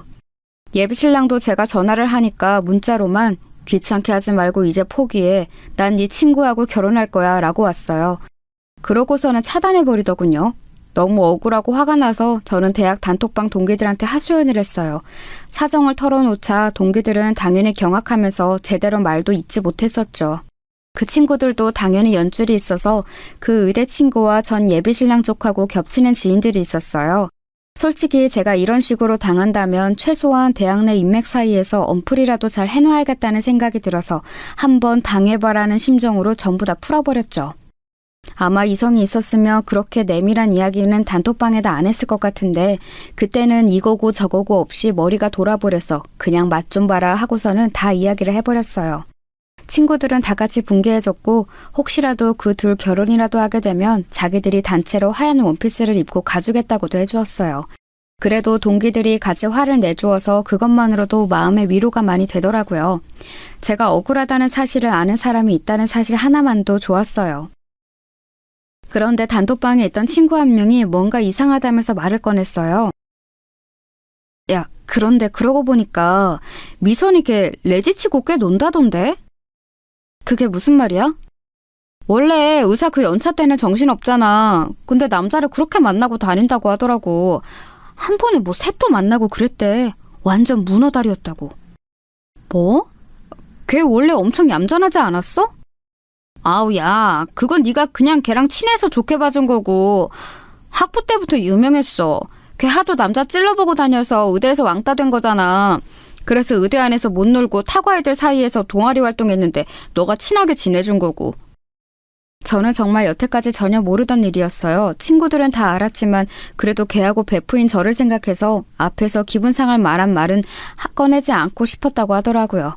의대에서 왕따당하고 그 대응으로 저를 이용해 먹었다는 거였으니 친구들이 말하길 꺼려한 것도 이해는 가죠. 그리고 걔 대학 졸업하고 나서가 더 했대. 인턴 때야 진짜 잠도 못 자니까 잠깐 뜸했다지만 최소한 항상 한둘 이상은 남자 만나고 다녔다더라. 그중 하나가 너 예비신랑 아니었을까? 그 새끼 이제 예비신랑이라고도 하지마. 그냥 전남친. 아 진짜 싫다. 그래 결혼 약속했던 사실 자체도 잊어버려. 와 진짜 둘 다 너무 나쁘다. 그 의대 친구하고 공통 지인이 있는 친구들이 합세해서 이야기를 더 자세히 들어보니 정말 가관으로 놀고 다니는 모양이더라고요. 자기는 스펙업을 하려고 어학원에 다닌다, 뭐 취미생활로 라틴 댄스를 배운다, 소모임에 나간다 어쩌고 하면서 나가는 모임마다 남자를 꼬시고 다녔다고 해요. 너무 많이 만나고 다녀서 그만큼 이래저래 트러블도 많았는데 병원으로 찾아와서 머리채를 잡은 여자도 있었더라고요. 저처럼 결혼 약속 단계에서 엎어진 커플도 있었지만 아예 결혼식을 올린 남자하고 바람이 나서 파혼된 곳도 있었고요. 결혼식 전에 깨쳐서 차라리 다행이라고 해야 하니 나는? 차라리 다행일 수 있어. 네 남친은 걔한테 얼마나 쉬운 먹잇감이었겠니? 근데 그동안 안 건드린 건 그만큼 마음에 드는 구석이 없어서였을 텐데 혹시 뭐 반지 줬다 이런 말 했어 걔한테? 이상하게 주인 있는 남자를 더 꼬시는 것 같더라. 아 맞네. 이야기했어. 베프였으니 이런저런 이야기를 정말 많이 하는 편이었죠. 남친 군대 전역 직후에 저한테 반지 주면서 결혼 약속했던 것도 당연히 이야기했었고 남친이 취업하고 나서 결혼 생각한다는 사실도 이야기했고요. 아마도 그 사이 언제쯤에 의사 친구가 남친을 꼬시려고 마음을 먹었을 거고 실행에 옮겨서 둘이 만나기 시작했을 거고요. 야 걱정 마. 걔 남자 하나둘 아니라서 네 전남친 아마 골탕 먹을 거다. 내가 장담해. 친구가 단호하게 이야기를 해주어서 저는 마음이 조금 풀렸어요. 솔직히 저는 병원까지 찾아가서 머리채 잡을 용기도 없었고 그냥 속 타고 화만 나는 상황이었거든요. 하지만 어찌되었든 그 둘이 잘 안 될 거라는 확신에 찬 말을 들으니까 조금 속이 나아졌죠. 동기들한테 털어놓고 실컷 엄프를 해놓고 나서도 분이 풀리지를 않았어요. 하지만 제가 사실상 할 수 있는 일은 그 이상이 없었지요. 제가 그전 남친하고 법적으로 혼인관계였던 것도 아니고 아무리 결혼 약속을 했다고는 해도 남들이 보기에는 그저 사귀는 사이였을 뿐이니 다른 여자로 갈아탔다고 해도 그걸 가지고 법적 처벌이니 뭐니 할 수는 없잖아요. 그래서 여전히 화가 난 채로 저는 다시는 결혼 같은 거 할 생각 하지도 않겠다고 생각하면서 그냥 일에만 몰두했어요. 하지만 아무리 신경을 끄려고 해도 공통 지인들이 있기에 소식은 들려왔어요. 어느 날 갑자기 동기 단톡방에 불이 나다시피 엄청나게 메시지가 쌓여있길래 들어가 봤어요. 그랬더니 난리가 났더라고요. 뭔 일인데 이렇게 난리야? 아, 그게 미선이 관련된 일인데 제가 들어가니까 갑자기 애들이 말을 조심하는 눈치이기에 저는 어리둥절해서 물었고 친구 하나가 망설이다가 대답해줬어요. 아무래도 그전 베프와 관련한 일이었기에 피해 당사자였던 저 앞에서 말하기가 망설여졌던 거였겠죠. 걔 임신했다더라고. 지금 그래서 병원도 휴직하고 좀 쉬어야 하는 모양이던데. 설마 그 새끼예요? 지금 상황 봐서는 그런 것 같아. 와, 미친놈. 임신 4개월이라고 하더라. 친구가 머뭇거리며 전해준 말에 귀가 다시 한번 막혀왔어요. 아직 헤어진 지 2달도 되지 않는 상황. 임신 4개월이라면 그 전에 이미 잠자리를 했다는 이야기죠. 아니, 약혼녀 친구하고 바람난 놈이니 당연히 잠자리야 했겠는데 그걸 현실적인 증거로 눈앞에 접한다는 건 또 다른 문제였어요. 속이 뒤집히려고 했죠. 그래서 지금 결혼하려고 준비한다나 봐. 그 새끼 스펙 따지고 조건 엄청 따지는 놈인데 걔랑 결혼하려고 임신 공격한 거 아니야? 일부러? 가능성 있지. 의사 안에 만나기 쉽지 않으니까. 아무래도 먼저 임신시키고서 결혼하려고 일부러 피임도 안 했을 수도 있고. 아, 진짜 더러워. 정말 제가 한때 사랑했고 그때까지도 좀 미련이 남았던 남자였기 때문에 더 징그럽고 더럽다고 느껴졌어요. 어떤 분들은 미련이 남다니 제정신이냐고 하실지도 모르겠지만 오래 연애했고 또 정말 좋은 사람이라고 생각했었거든요. 지금 잠깐 정신이 나간 거 아닐까, 그냥 좀 가만히 기다리다 보면 정신 차리고 받아달라고 무릎 꿇고 빌지 않을까 하는 마음이 안 생길 수가 없었죠. 하지만 다시 생각해보면 대기업 들어가서 그렇게 사람이 확 달라지는 꼴을 보니 저 사람을 믿을 수가 없긴 했어요. 지금까지 저한테 보여줬던 모습 중에 진짜인 게 없을지도 모른다는 느낌까지도 들었으니까요. 남자들 다 똑같아. 여자 진짜 욕심나서 결혼하고 싶으면 얼마든지 임신 공격하고도 남지. 아, 진짜 더럽다. 너 그냥 걔 물렸다 치고 잊어버려. 내가 더 좋은 사람 소개시켜줄게. 단톡방 친구들은 하나같이 제가 더 아까웠다면서 위로를 해주었어요. 마음은 정말 고마웠지만 크게 위로는 되지 않았었죠. 누가 보아도 제가 스펙도 모자라고 못나서 차인 게 뻔했으니까요. 그 의사 친구는 의대 나와 의사 생활을 하면서 외모도 점점 더 예뻐졌거든요. 아무래도 돈 잘 벌고 자기 자신한테 투자도 많이 하고 다 하다 보니까요. 저는 남자친구 뒷바라지 하느라 저한테 돈을 잘 쓰지도 못했고 애초에 벌이도 좋지 못했으니 점점 더 차이가 나는 게 너무 당연했어요. 솔직히 진짜 비참하더라고요. 예쁜 의사 친구, 심지어 대학 시절 베프였던 애하고 결혼 약속했던 예비신랑하고 바람이 나다니. 심지어 그 의사 친구가 꼬신 것도 아니고 노골적으로 예비신랑이 아예 임신 공격을 한 게 분명해 보여서 더 화가 났어요. 게다가 학교 동기 단톡방에서 전부 다 이 사실을 알아버려서 제가 낯을 들 수가 없더라고요. 애초에 거기다가 말한 건 제가 하기는 했지만 정신이 좀 들고 나니 한편으로는 너무 부끄럽고요. 서로 겹치는 지인들도 많고 타과생들도 끼어있는 단톡방이어서 이야기가 어디까지 퍼져나갔을지 알 수가 없었어요. 저는 이제 아예 관심을 끊고 있으려고 했지만 그게 마음처럼 되나요? 게다가 단톡방 친구들은 제 눈치를 보면서도 걔네들 소식이 들려오면 계속 이야기를 해주었어요. 친구들 입장에서야 제가 관심이 있을 거라고 짐작해서 이야기를 해주는 거였고 사실 저도 그 나쁜 것들 사정이 어떻게 굴러가나 궁금은 했거든요. 그런데 그 의사 친구하고 전 남친하고 결혼 준비도 만만치 않은 모양이더라고요. 야, 그게 쉽겠냐? 딸 의사 만든 집안에서 기껏해야 대기업 따위 다니는 사위가 말이 되겠냐고. 하긴 의사 입장에선 그렇겠지? 병원 개원이라도 시켜줄 수 있으면 모르는데 그것도 아니잖아. 그 새끼 아주 예비 처가에 무릎 꿇고 빌려다니는 모양이더라. 그렇게까지 비참하게 굴면서 결혼해서 대체 뭐 하려고 저러나 몰라. 그 새끼는 그냥 결혼 자체가 목적일걸? 뭐든지 지 목표가 있으면 당연히 해야 한다고 생각하는 새끼라서. 그 새끼는 의사 마누라라는 일종의 트로피를 들어올리고 싶은 거였죠. 제가 그 인간 심리를 좀 알 것 같았거든요. 그리고 돈도 잘 버니 자기가 나중에 잘리더라도 괜찮을 거라는 계산도 있었을 거고요. 대기업 직원이라고는 하지만 의사하고 결혼하는 사람이 몇이나 있겠어요? 동료 직원들 사이에서도 어깨에 힘들어가서 뻐길 수 있겠죠. 중소기업 다니는 저 같은 신부감하고 비교나 되겠어요? 결국 들려오는 소문에 미혼적이던 의사 친구가 결국 부모님한테 같이 고개를 숙여서 결혼 허락을 받아냈다고 하더라고요.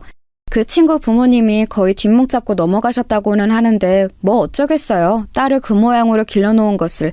나름대로 베프였던 친구 예비신랑을 그런 식으로 훔쳐가 놓고서 자기는 다른 멋진 남자하고 결혼할 생각은 아니었겠죠. 솔직히 제가 그 친구한테 찾아가서 생 난리를 칠까 고민한 적도 있었어요. 처음에 예비신랑이 저를 차고 나서 거의 일주일은 잠을 아예 못 자고 날밤을 새웠거든요. 어떤 때는 예비신랑보다 의사 친구가 더 밉고 머리채라도 잡고 시원하게 한번 흔들어버리면 마음이 좀 풀릴 것 같았는데 제 성격에 그게 될 수도 없었고 그랬다가 뭐 고소라도 당하면 제가 더 봉변을 당할 수도 있을 것 같아서 안 했어요. 임신했다는 걸 알고 나니까 만약 제가 찾아가서 난리를 쳤다가 잘못해서 유산이라도 했으면 정말 큰일이었겠구나 싶어서 차라리 안심은 되더라고요. 그리고 얼마 지나지 않아서 걔네들이 결혼식을 했다는 이야기가 들려왔어요. 속도 위반으로 결혼하는 거라 떳떳하지는 못했는지 그리 크지 않게 치렀다고 하더군요. 제 친구들은 사정을 알고 있으니 거의 가지 않았고 한 친구는 축의금 1,800원을 봉투에 담아내면서 잘해봐라 친구 예비신랑 빼진 혼전 임신녀라고 쓴 메모를 넣고 왔다고 해요. 괜한 짓을 했다고 타박하긴 했지만 솔직히 속은 조금 시원하더군요. 적어도 그 축의금 열어보면서 잠깐이라도 약은 오를 거 아니에요?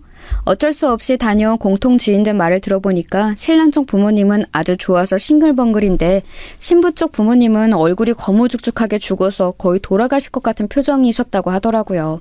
의사 딸이 혼전 임신으로 택도 없는 신랑감을 데려왔으니 어쩔 도리가 없는 거였겠죠. 그러고 나서는 친구들이 하나같이 입을 다물었어요. 슬슬 걔네들 이야기를 꺼내지 않는 게 저한테 더 배려하는 거라고 생각을 했었나 봐요. 제가 그래도 평소에 행동을 잘했구나, 인덕을 쌓았구나 라고 느꼈던 게 친구들이 하나같이 저를 배려하는 게 느껴져서였죠.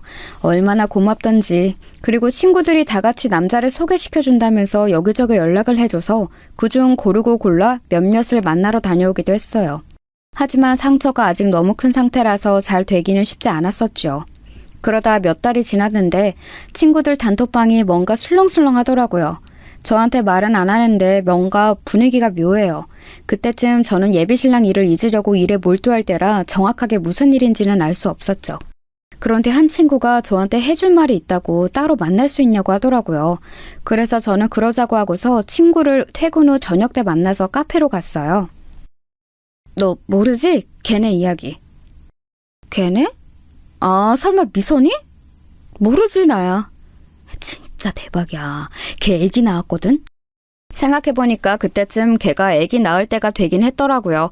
근데 뭐 걔가 애기를 낳건 말건 제가 무슨 상관인가요? 어차피 저랑은 그 전 남친도 전 베프도 완전히 끝난 인연인걸요.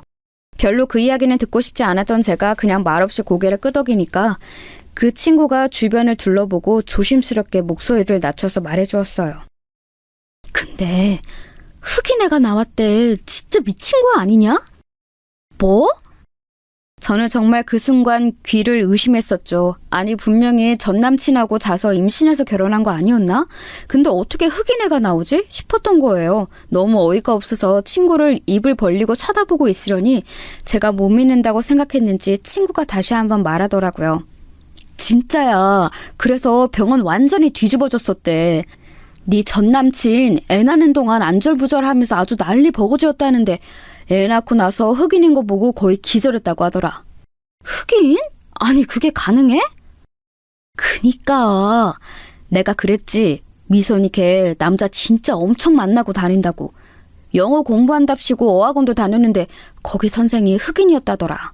다들 그 선생하고 한참 놀고 나서 네 전남친 꼬신 거 아니냐고 그랬어. 흑인 혼혈 나올 걸 알면서 그랬다고? 그랬겠니? 한 번에 한국인 흑인 가리지 않고 여러 만나다가 임신하니까 누군지 알 수는 없고 그래서 그냥 만만한 놈 하나 잡아서 결혼한 거겠지. 책임지게 만들려고. 네 전남친 다른 남자 애 나와도 별말 못하게 생기긴 했더라. 아하, 그제야 이해가 가더군요.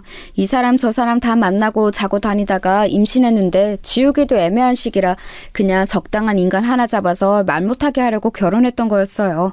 거기에 제 전 예비신랑이 걸린 거였고요. 솔직히 고소하더라고요.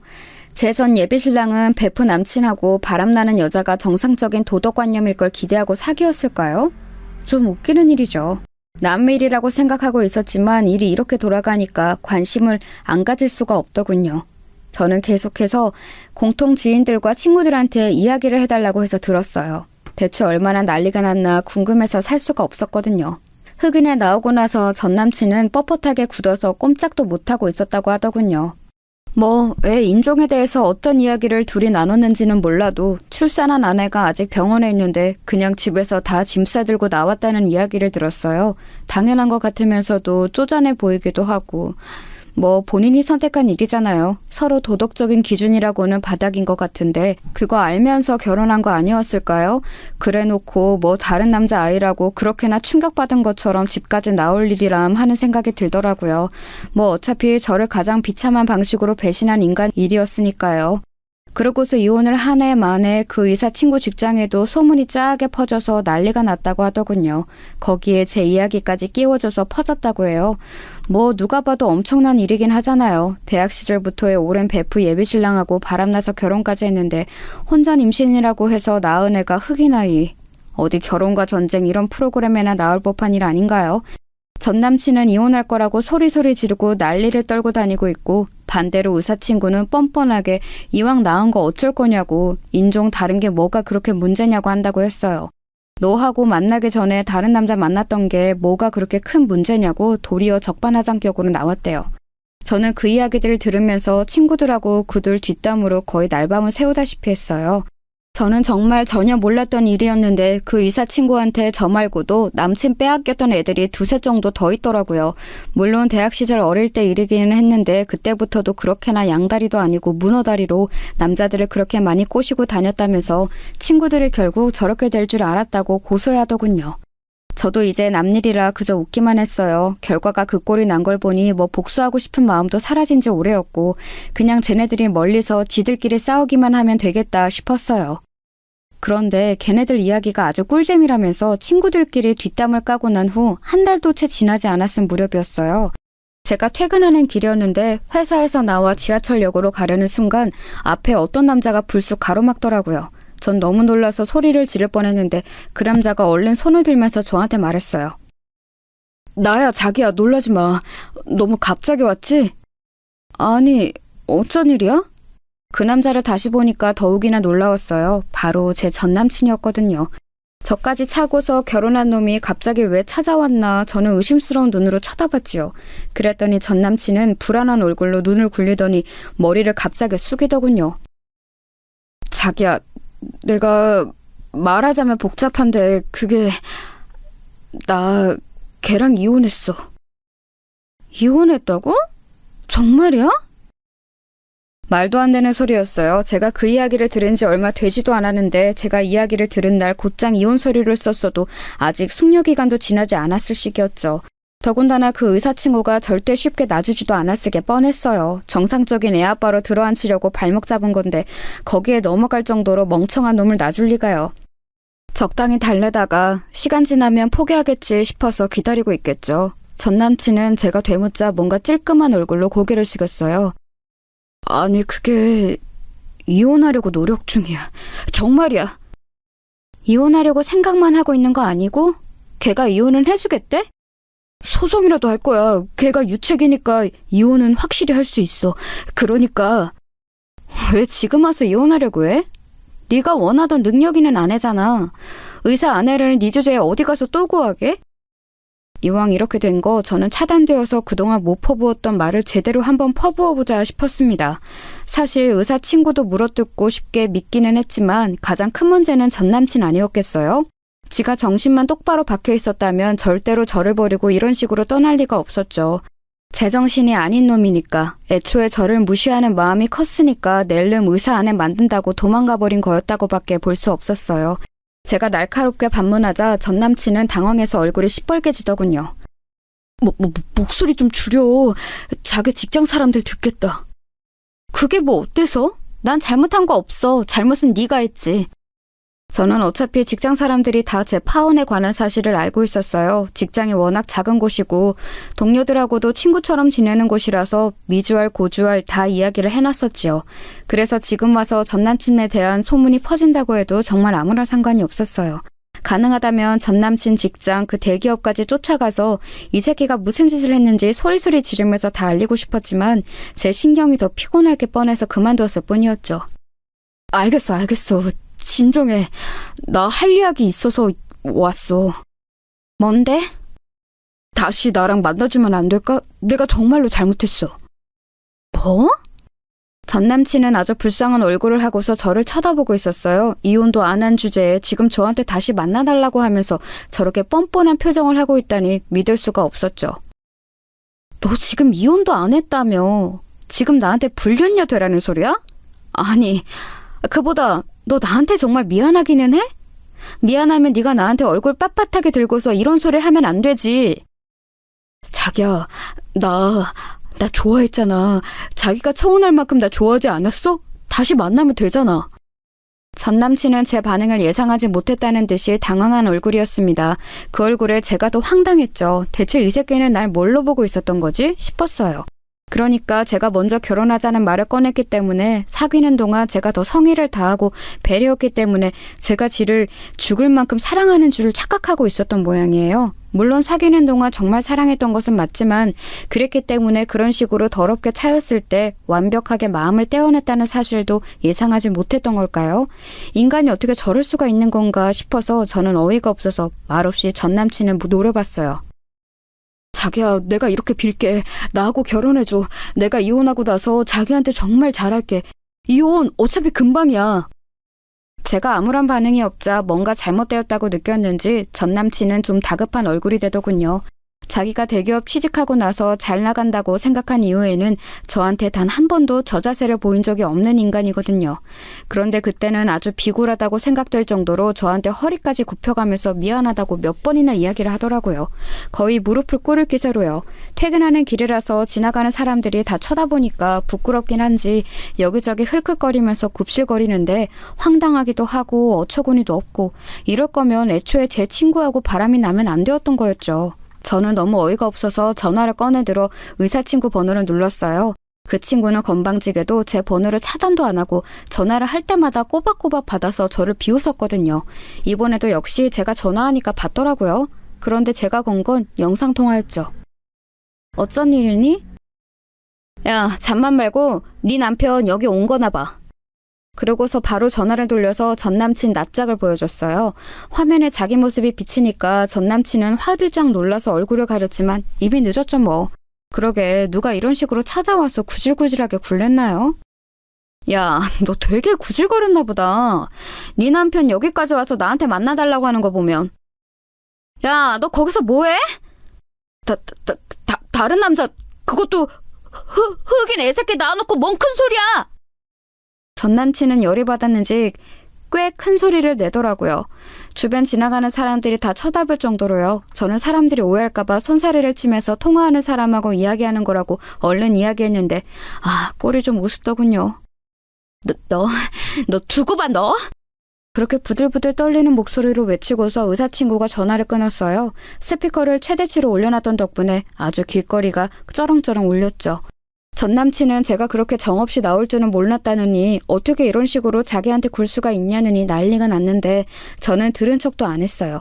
결국은 혼자 피를 토할 정도로 떠들다가 결국 반응 없는 저한테 지쳐서 도망치듯이 자리를 떠나더라고요.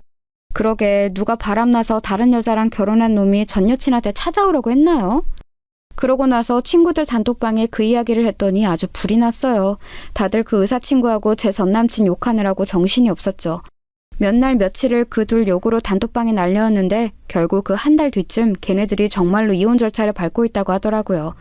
둘 다 모은 돈도 별로 없이 개털이라 생각보다 이혼은 쉬울 것 같다고 대신 여자 쪽이 양육비를 달라는 적반하장 주장을 하고 있어서 전 남친이 기가 막혀 죽으려고 한다고요. 저는 그냥 그 이야기를 듣는 게 꿀잼이기는 했어요. 결국 이혼을 하기는 했는데 시달려서 아주 너덜너덜해졌고 그 과정에서 자기 회사에도 사정이 다 알려졌다고 했어요.